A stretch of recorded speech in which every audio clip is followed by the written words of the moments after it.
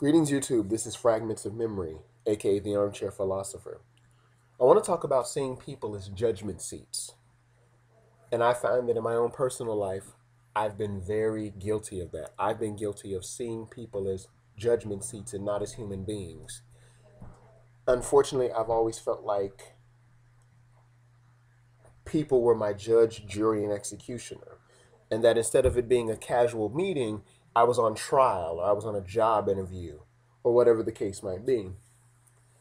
And I'm assuming that many of you out here in the YouTube world and whoever watches this video, we always wonder how we're coming off to people. How do we appear to people? Not how we actually are, but how do people perceive us? And we're programmed to avoid being ashamed. No one wants to be shamed or ridiculed or have egg on their face or be put on blast, as it were. Whether it's a lie or the truth, we also fear of being ostracized, because we really don't want to be that guy or that girl. You know what I'm talking about.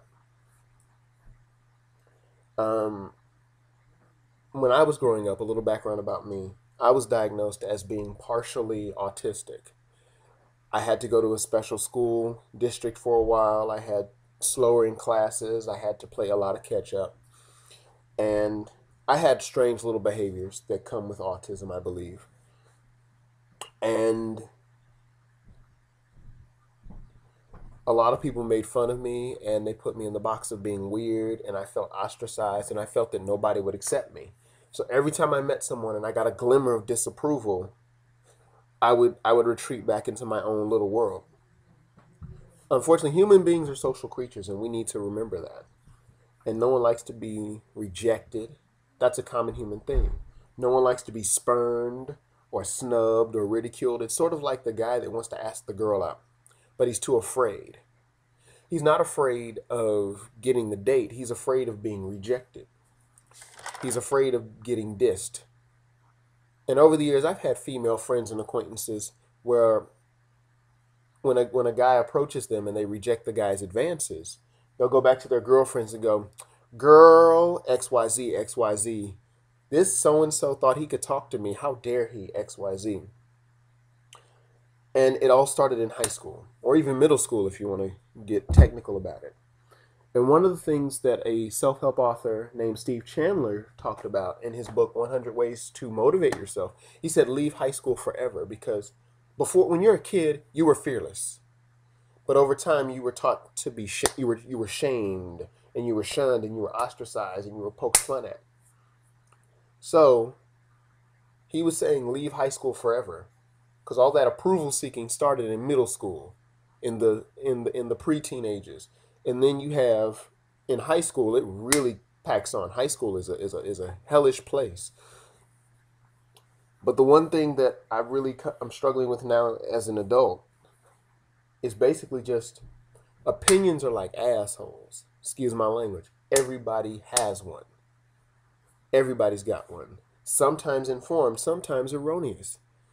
Everyone does not see reality subjectively, which, as a side note, I was talking to somebody and he's like, "Oh, I tell it like it is." And I said, there's no way anyone can tell it like it is.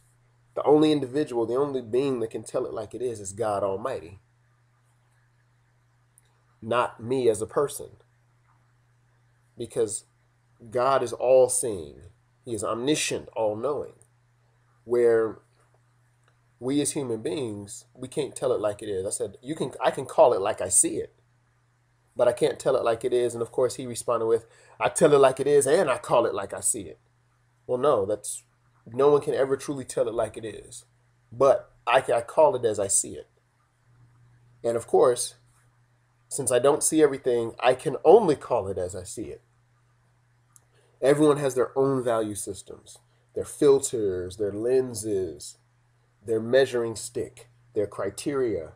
Past experiences also make up our perspective as to how things should be and what's ideal and what's wrong and what's bad and what's good and what's not and what's mediocre and what's excellent. And that's something that people have to remember. And back to being rejected. one of the things that was pointed out to me through reading and reflection and just observation is that real rejection is not someone denying you access to them via a relationship, whether it's a friendship or a romance or a marriage. True rejection is after you've been in the friendship, after you've gotten into the relationship, after you've been experienced, so to speak, and then one of the parties in that relationship, friendship, marriage, whatever, decides, I'm gone.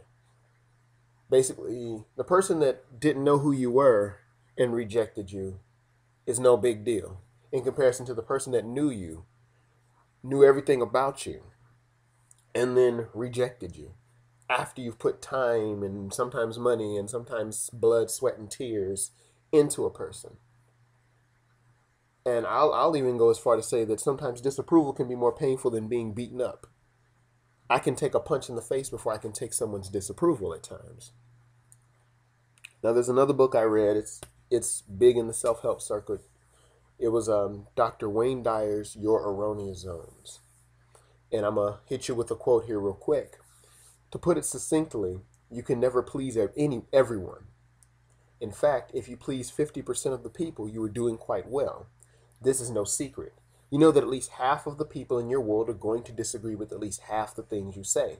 If this is accurate, and you need only look at landslide elections to see that 44% of the population still voted against the winner, then you will always have a 50-50 chance of getting some disapproval whenever you express an opinion.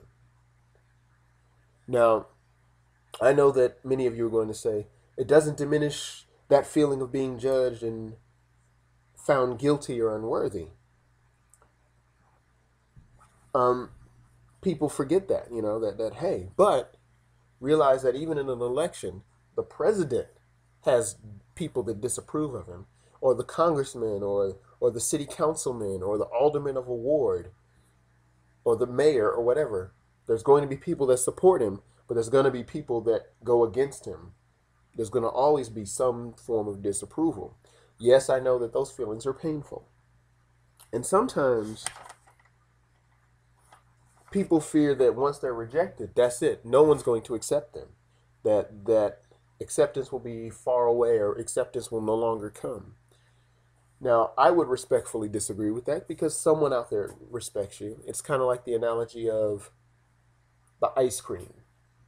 Because my job is I work in the ice cream parlor right now.